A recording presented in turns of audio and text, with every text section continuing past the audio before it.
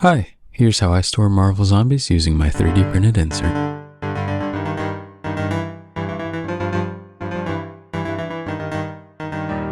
Starting with the stretch goal box, you're going to place every tile in the bottom right corner.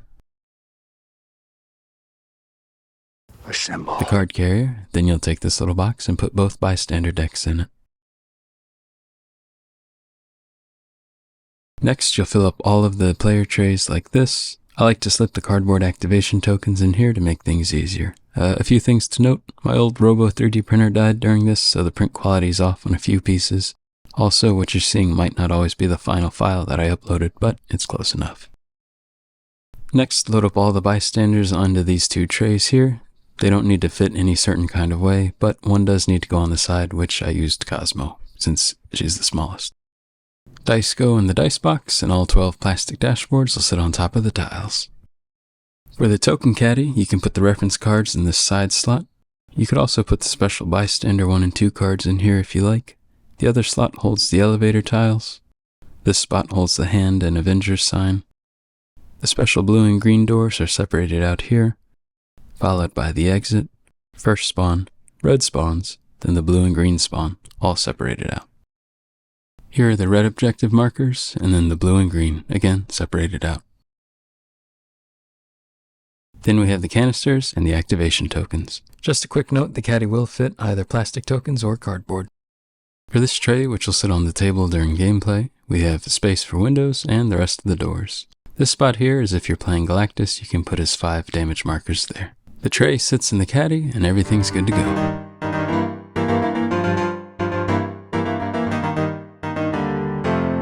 Onto the Marvel Zombies box. When it comes to figure storage, I tried to make it as simple as possible.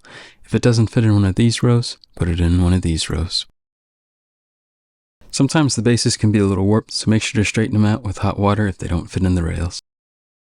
The small box here is for all the extra cardboard tokens. These 2 boxes with the divot so you can see inside of them are for the shield guard and shield specialists. Shield troopers go in the larger box that sits on top. This spot here is for the living teamwork cards from Clash of the Sinister Six, and the superhero spawn tokens go next to it. And however you arrange your minis, just make sure the Silver Surfer ends up in this slot here so you can put his cards right with him.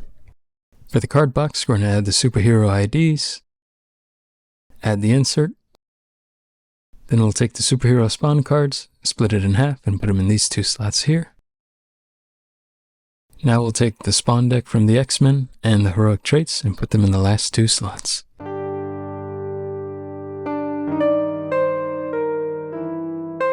Moving on now to the X-Men Resistance box. It's set up in a very similar way. If it doesn't fit in one of these slots, put it in one of these slots. Giant Man is kind of tricky. He has a specific orientation he needs to be in, so just make sure his left arm is parallel to the mini holders on the left side and he'll slide in. Make sure to store Red Skull, Silver Surfer, and Thanos in a slot with a card holder behind them so you can place their cards with them. Place the zombie spawn tokens here and the zombie team cards here. Reavers go in this longer box here. The Hydra soldiers will go in this large box. Both sets of spawn cards have their own place. And then these 2 boxes are for the Hellfire soldiers and Multiple Man. And this card box is set up the same way as the other. The Shield Soldier spawn deck, zombie traits, super spawns, and ID cards. Lastly, the rulebooks are going in here. Place the 2 long ones this way, and all the others can sit right on top.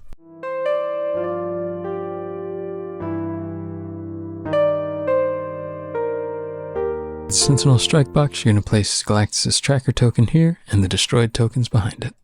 All the zombie mode cards, defense, action, ravenous, and lust tech cards go in one card slot, while the living defense, action, master plan, and power cosmic cards go in the other. Sentinel spawns go in the side slot here. ID cards over here, and combat protocols next to them. So here's where we have some different options. If you want to store the living Galactus pieces, his head slides in right here, and his arm slides into the circle that's slightly diagonal. If you want to store the zombie Galactus, you can place his head here. It goes either way, it's best like this. In the final files, the tokens are covered. For now, I'll keep him like this. And his zombie arm will go in this slot. Because there's a little extra lid lift to help protect Galactus, the Sentinels can fit anywhere, but I find this is the best way to orient them. You have the kneeling Sentinel in the top left, the right arm outstretched here, and in the top right will be the left arm outstretched Sentinel. I keep the Sentinel and Galactus rules in here, as well as his dashboard. I wanted to go over the card holder real quick. You can disassemble it and reassemble it like this. This allows you to store the various game decks and have a place to discard them. And on the right, you can even store mini decks like Silver Surfer. On the top of the card holder are little divots where you can insert cards to display them so everyone can see them during the game. I thought about selling this for a couple bucks and including a basic version for free, but it's too cool to not share with everyone, so if you feel so compelled, I have a tip page on Thingiverse and a PayPal donation button in the video description that would really help cover the cost of filament and encourage production of some new inserts. I'll definitely be remixing this for Deceased. I'm currently remixing one for Clash for Eternia, and I would love to make one for the Rise of Moloch and Project Elite. Thanks for watching.